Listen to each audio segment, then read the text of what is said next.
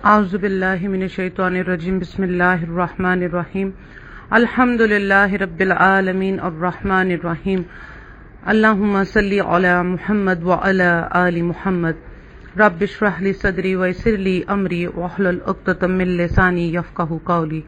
السلام علیکم ورحمۃ اللہ وبرکاتہ۔ الحمدللہ لاسٹ ٹائم ہم لوگوں نے سورہ الانعام کی آیت نمبر 100 تک ترجمہ اور تفسیر مکمل کر لیا تھا۔ آج ہم آیت نمبر 101 سے ترجمہ اور تفسیر کریں گے انشاءاللہ تعالی۔ آیت نمبر 101 کا ترجمہ ہے، وہ آسمانوں اور زمین کا موجد ہے، اللہ تعالیٰ کے اولاد کہاں ہو سکتی ہے، حالانکہ اس کے کوئی بیوی تو ہے نہیں، اور اللہ تعالیٰ نے ہر چیز کو پیدا کیا ہے اور وہ ہر چیز کو خوب جانتا ہے۔ اللہ سبحانہ تعالیٰ ہی آسمانوں اور زمینوں کا پیدا کرنے والا ہے اور اکیلا ہے، ان کے پیدا کرنے میں اس کا کوئی شریک نہیں ہے۔ وہ اس لائق ہے کہ اس کی عبادت کی جائے، اس کی عبادت میں کسی کو شریک بھی نہ بنایا جائے، لیکن لوگ جو ہیں وہ اللہ کو چھوڑ کر جو ہے ایسے لوگوں کی عبادت کرتے ہیں جس سے ان کو کوئی فائدہ نہ پہنچے۔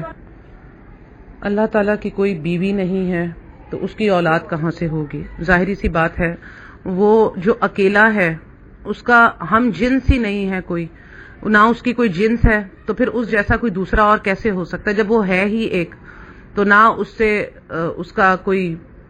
جب اگر نعوذ باللہ 2 خدا ہوتے تو پھر تو چلیں پتہ چلتا کہ جی ایک نہیں 2 ہیں، 2 میں بھی کوئی جنس ہوگی نہیں ہوگی، ایسا معاملہ ہی نہیں ہے، تو اس کی بیوی کہاں سے ہو سکتی ہے؟ تو پھر اولاد کا تو سوال ہی پیدا نہیں ہوتا۔ تو اللہ سبحانہ تعالیٰ یہاں اکیلے اپنے آپ کو اس زمین و آسمان کا پیدا کرنے والا بتا رہے ہیں، اور جو کہ ایک عام عقل مند شخص کو بھی نظر آتا ہے کہ یہ رب کریم ہی کی پیدا کی ہوئی چیزیں ہو سکتی ہیں۔ اللہ سبحانہ تعالیٰ ہر چیز کو خوب جانتا ہے۔ آیت نمبر 102 کا ترجمہ ہے، یہ ہے اللہ تعالیٰ تمہارا رب، اس کے سوا کوئی عبادت کے لائق نہیں، ہر چیز کا پیدا کرنے والا ہے، تو تم اس کی عبادت کرو، اور وہ ہر چیز کا کارساز ہے۔ اللہ سبحانہ تعالیٰ یہاں پیغام دے رہے ہیں کہ دیکھو ہر چیز کا پیدا کرنے والا بھی میں ہوں، ہر چیز کا وسیلہ بنانے والا بھی میں ہوں، ہر چیز کا کارساز میں ہوں، اس لیے صرف مجھے پکارو، میرے ساتھ اور لوگوں کو مت پکارو۔ ہم یہاں پر اکثر کر نعرہ لگاتے ہوئے نعرہ تکبیر، اللہ اکبر، نعرہ رسالت، یا رسول اللہ، یا رسول اللہ نہیں، رسول اللہ صلی اللہ علیہ وآلہ وسلم کہیں آپ۔ یا کا مطلب تو یہ ہے کہ آپ موجود ہیں، حاضر ہیں۔ یا کا مطلب اے جو ہے وہ بہت کم لوگ اس کو تصور کرتے ہیں، زیادہ تر لوگ یہی تصور کرتے ہیں کہ جی موجود ہیں، حاضر ہیں۔ تو اللہ سبحانہ تعالیٰ کو اکیلے کو پکارا جائے، اللہ ہی زندہ ہے، جاوید ہستی ہے، ہمیشہ سے ہمیشہ ہے اور ہمیشہ رہے گا، وہی کارساز ہے ہر چیز کا، تو اکیلے اس کو ہی پکارو، اسی کی عبادت کرو، اس کے علاوہ اور کوئی عبادت کے لائق نہیں ہے۔ پیروی کے لائق جو ہیں حضرت محمد صلی اللہ علیہ وآلہ وسلم ہے، ان کی پیروی کا حکم دیا گیا ہے، تو صرف ان کا حکم ہمیں پیروی تک کرنا ہے، ان کی پیروی کرنی ہے، کیونکہ ان کے ہی راستے پر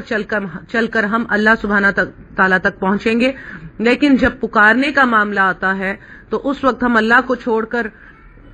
قبر میں مدفون ولیوں کو پکارتے ہیں، مزار والوں کو پکارتے ہیں، نبیوں کو پکارتے ہیں، فرشتوں کو پکارتے ہیں، تو یہ سب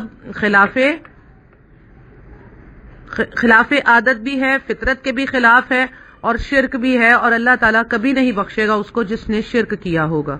آیت نمبر 103 کا ترجمہ ہے، اس کو تو کسی کی نگاہ محیط نہیں ہو سکتی، اور وہ سب نگاہوں کو محیط ہو جاتا ہے،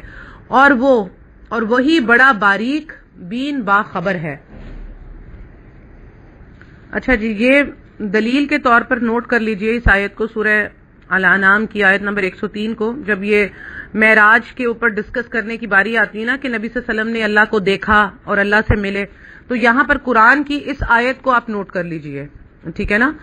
کہ اللہ تعالیٰ کو دیکھا یا نہیں دیکھا۔ اللہ تعالیٰ یہاں پر یہ فرما رہے ہیں، اس کو تو کسی کی نگاہ محیط نہیں ہو سکتی، اور وہ سب نگاہوں کو محیط ہو جاتا ہے، اور وہی بڑا باریک بین باخبر ہے۔ یعنی کہ ابصار، بصر، نگاہ کی جمع ہوتی ہے، یعنی انسان کی آنکھیں اللہ کی حقیقت کی کنا تک نہیں پہنچ سکتی،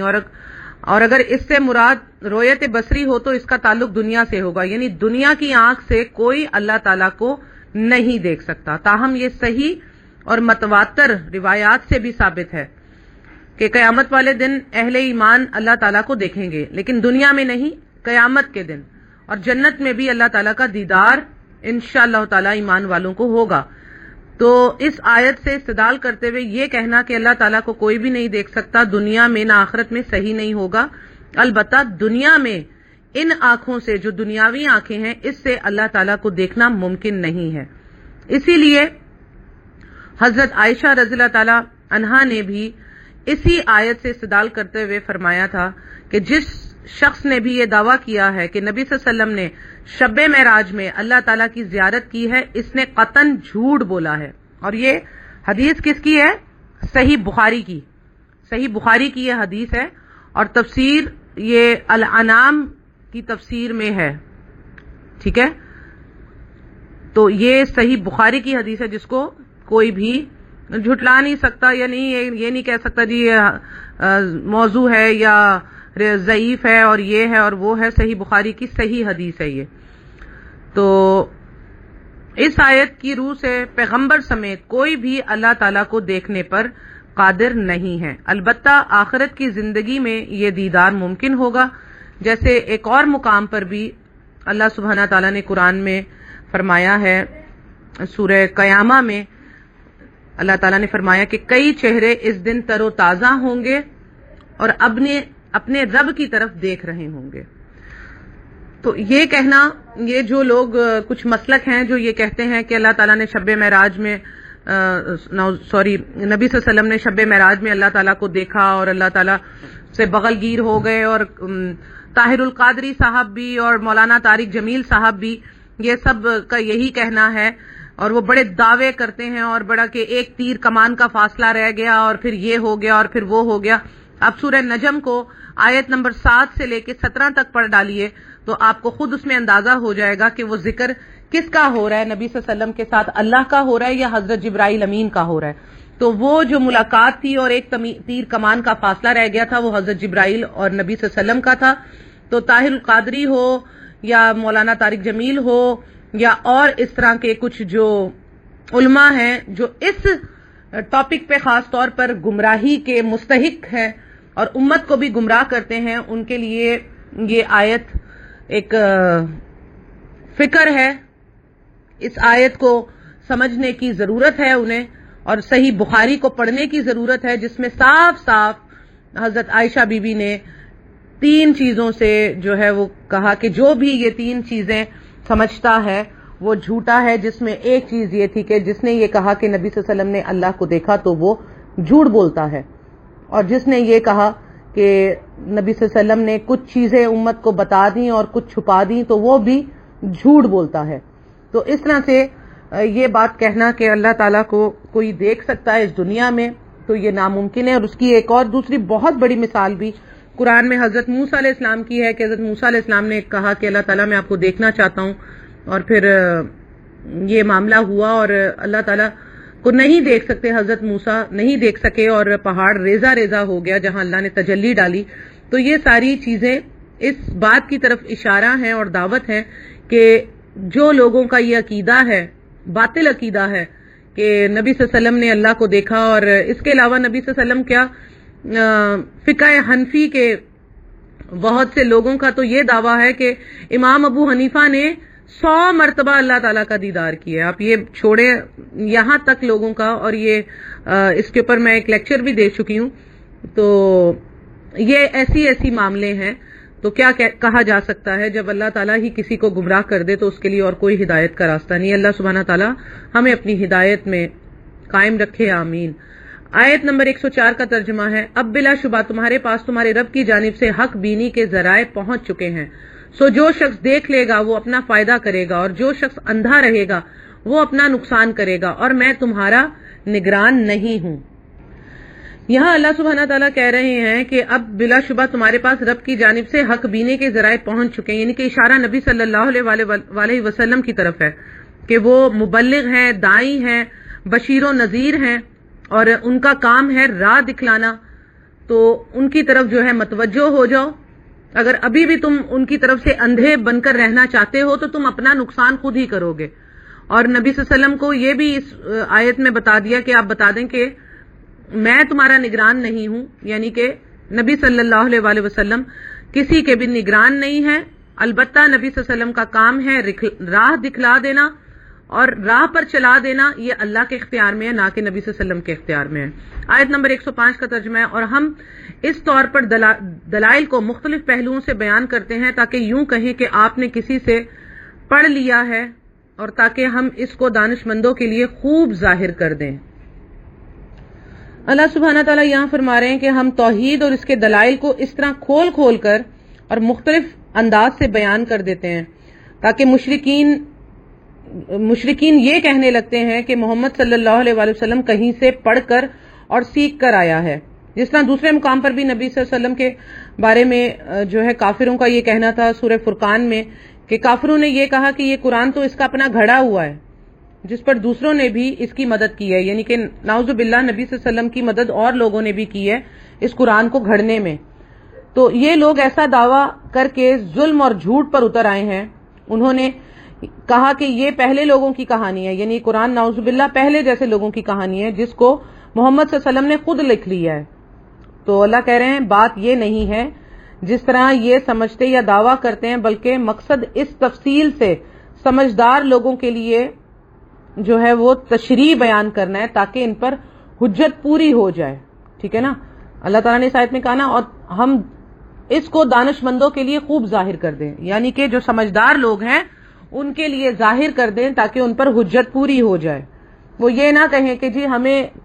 جو ہے وہ بتایا ہی نہیں گیا. تو اللہ تعالیٰ نے ہر طرح سے بار بار دوہرا کر حجتوں کو جو ہے کھول کھول کر آیتوں کو بیان کر دیا. آیت نمبر 106 کا ترجمہ ہے، آپ صلی اللہ علیہ وسلم خود اس طریق پر چلتے رہیے جس کی وحی آپ کے رب تعالیٰ کی طرف سے آپ کے پاس آئی ہے. اللہ تعالیٰ کے سوا کوئی لائق عبادت نہیں اور مشرکین کی طرف خیال نہ کیجیے. اللہ تعالیٰ کو نبی صلی اللہ علیہ وسلم کو یہ فرما رہے ہیں کہ آپ جس راستے کی دعوت دے رہے ہیں اس پر آپ خود چلتے رہیے، اور جو وحی آپ کے رب کی طرف سے آپ کے پاس آ رہی ہے آپ اس پر پوری طرح سے مکمل فرما بردار رہیں. اس وحی کے مطابق کسی کو بھی اللہ کی عبادت میں شریک نہ کریں کیونکہ اللہ کے علاوہ کوئی عبادت کے لائق نہیں ہے. اور مشرکین کی طرف خیال نہ کیجیے، یعنی کہ مشرکین آپ کو جو آپ کے دماغ کو بٹانے کے لیے، آپ کو کنفیوز کرنے کے لیے، آپ کو پریشان کرنے کے لیے جو الٹے جو ہے باتیں کرتے ہیں، فسانے بناتے ہیں اور کبھی کچھ کرتے ہیں اور کبھی کہتے ہیں کہ آسمان سے یہ لے کر آ جاؤ، کوئی اپنے ساتھ فرشتہ اتار کے لے آؤ، اس طرح کی دعوت کرتے ہیں. تو آپ ان کی طرف اپنا دھیان مت ڈالیے. آپ اپنے رب کے ساتھ کسی کو شریک نہ کیجیے اور مشرکین کی پرواہ نہ کیجیے. ٹھیک ہے، تو اس سے ہمیں بھی کیا سبق ملتا ہے کہ ہم صرف اپنے رب کو ہی عبادت کے لائق سمجھیں. دعا کرنا بھی عبادت ہے، دعا کرنا عبادت ہے، اور نماز ایک کمپلیٹ عبادت ہے، اور نماز ایک دعا ہے بیسیکلی، کیونکہ سورہ فاتحہ کے بغیر نماز نہیں ہے، اور سورہ فاتحہ ایک دعا ہے جس کو اللہ سبحانہ تعالیٰ نے اپنے اور اپنے بندے کے مابین جو ہے وہ بانٹ لی ہے. آدھی اللہ تعالیٰ کی حمد و ثنا ہے، پھر ایک معاہدہ ہے، اور پھر آدھی بندے کے لیے دعائیں ہیں. تو دعا کرنا اللہ تعالیٰ کا حق ہے. دعا کرنا اللہ تعالیٰ سے صرف دعا کرنا ہے، نہ کہ کسی پیغمبر سے. اگر آپ کسی پیغمبر سے دعا کرتے ہیں، کسی ولی سے دعا کرتے ہیں جو فوت ہو چکا، تو وہ آپ شرک کر گئے. اس لیے صرف اپنے رب کو پکاریں. اپنے نبی صلی اللہ علیہ وسلم کی اگر راہ راست پر آپ ہیں تو آپ اپنے نبی کی ہی جو ہے وہ نقش قدم پر چلیں گے، کیونکہ آپ کا نبی، ہمارا نبی حضرت محمد صلی اللہ علیہ وآلہ وسلم صرف اپنے رب کو ہی پکارتے تھے اور انہی کو عبادت کے لائق سمجھتے تھے. آیت نمبر 107 کا ترجمہ ہے، اور اگر اللہ تعالیٰ کو منظور ہوتا تو یہ شرک نہ کرتے، اور ہم نے آپ کو ان کا نگران نہیں بنایا، اور نہ آپ ان پر مختار ہیں. اچھا، یہ بات اللہ تعالیٰ نے بہت جگہ قرآن میں بتا دی ہے، اور مقصد اس کا یہ کہ نبی صلی اللہ علیہ وسلم کی جو داعیانہ اور مبلغانہ حیثیت کی وضاحت ہے جو کہ رسالت کا تقاضا ہے. تو آپ صلی اللہ علیہ وسلم اسی حد تک مکلف ہیں، یعنی کہ آپ صلی اللہ علیہ وسلم کے پاس اس سے زیادہ کے اختیارات نہیں ہیں. اگر اس سے زیادہ کے اختیارات ہوتے تو آپ صلی اللہ علیہ وسلم اپنے محسن چچا ابو طالب کو ضرور مسلمان کر لیتے، جن کے قبول اسلام کی نبی صلی اللہ علیہ وسلم کو شدید خواہش تھی. تو یہاں پر یہی بتایا جا رہا ہے کہ آپ صلی اللہ علیہ وسلم جو ہیں وہ پہنچا دینا ان کا کام ہے، اس سے زیادہ کام نہیں ہے. اور یہ بھی اس آیت میں بتا دیا کہ اگر ایک مباح کام ہے، یعنی کہ اگر ہم نے آپ کو ان کا نگران نہیں بنایا اور نہ آپ ان پر مختار ہیں، یعنی کہ اس سے یہ معلوم ہوتا ہے، اور نہ آپ ان پر مختار ہیں، یعنی کہ ان پر کوئی آپ صلی اللہ علیہ وسلم کا کوئی زبردستی نہیں ہے، کوئی سختی نہیں ہے. اپنی مرضی کے مطابق جو ہے ہر انسان کو پوری اجازت ہے کہ وہ چاہے شر کو قبول کرے یا چاہے نیکی کو قبول کرے. یہ اللہ سبحانہ تعالیٰ نے ہر انسان کو اس کا خود مکلف بنا دیا ہے کہ وہ جو راستہ اپنے لیے چاہتا ہے پسند کر سکتا ہے. آیت نمبر 108 کا ترجمہ ہے، اور گالی مت دو ان کو جن کی یہ اللہ تعالیٰ کو چھوڑ کر عبادت کرتے ہیں، کیونکہ پھر وہ براہ جہل حد سے گزر کر اللہ تعالیٰ کی شان میں گستاخی کریں گے. ہم نے اسی طرح ہر طریقہ والوں کو ان کا عمل مرغوب بنا رکھا ہے، پھر اپنے رب ہی کے پاس ان کو جانا ہے، سو وہ ان کو بتلا دے گا وہ جو کچھ بھی کیا کرتے تھے. یہاں پر دیکھیں ایک بہت زیادہ دائی کو ایک نصیحت بھی کی جا رہی ہے کہ گالیاں مت دو جو معبود ان لوگوں نے بنا رکھے ہیں، جو جھوٹے معبود ہیں ان کو بھی گالی مت دو، کیونکہ اگر تم ان کو گالی دو گے، ان کے جھوٹے معبود ہیں، جھوٹے معبودوں کو گالی دو گے تو وہ کیا کریں گے، حد سے گزر کر اللہ تعالیٰ کی شان میں گستاخی کریں گے. ٹھیک ہے نا؟ کیونکہ آپ جب کسی کو، جیسے آج فرض کریں کہ ہم کسی کو گالی دیتے ہیں، کسی کو، اس کے زیادہ تر گالیاں تو ماں باپ بہن بھائیوں کو ہی جا رہی ہوتی ہیں، ماں اور بہن کو ہی گالی جا رہی ہوتی ہے. تو ہم کسی کو گالی دیتے ہیں تو اس سے کیا ہے، نبی صلی اللہ علیہ وآلہ وسلم نے فرمایا ہے کہ تم کسی کو اگر گالی دیتے ہو تو فرض یہ سمجھ لو کہ تم اپنے ماں باپ کو گالی دے رہے ہو، کیونکہ جب تم کسی کو گالی دو گے تو وہ پلٹ کر تمہیں تمہارے ماں باپ کو گالی دے گا. یعنی کہ ظاہری بات ہے گالیاں کوئی ماں بہن ہی کی دیتے ہیں لوگ، جن ماں بہنوں کا کوئی قصور ہی نہیں ہوتا، جو گھروں میں عزت سے بیٹھی ہوتی ہیں، انہی کے نام پر گالیاں دی جا رہی ہوتی ہیں. تو نبی صلی اللہ علیہ وسلم نے فرمایا کہ اگر کسی کو تم گالی دیتے ہو تو سمجھ لو تم اپنے ماں باپ کو گالی دے رہے ہو، کیونکہ سامنے والا پلٹ کر تمہیں بھی تمہارے ماں باپ کی گالی دے گا. کتے کا بچہ کہے گا تو باپ کو گالی گئی، یا اور کوئی بےہودہ گالی دے گا تو ماں کو، بہن کو گالی گئی. تو اس لیے گالی کا معاملہ بہت نازک ہے. تو یہی بات سے اللہ تعالیٰ نے یہ بھی سمجھانے کی کوشش کی کہ ماں باپ سے بڑھ کر اللہ سبحانہ تعالیٰ ہے ہمارے لیے، ہے نا. ہم اکثر کر ہمارے یہاں بہت کچھ جاہل مسلمان ہیں جو کہ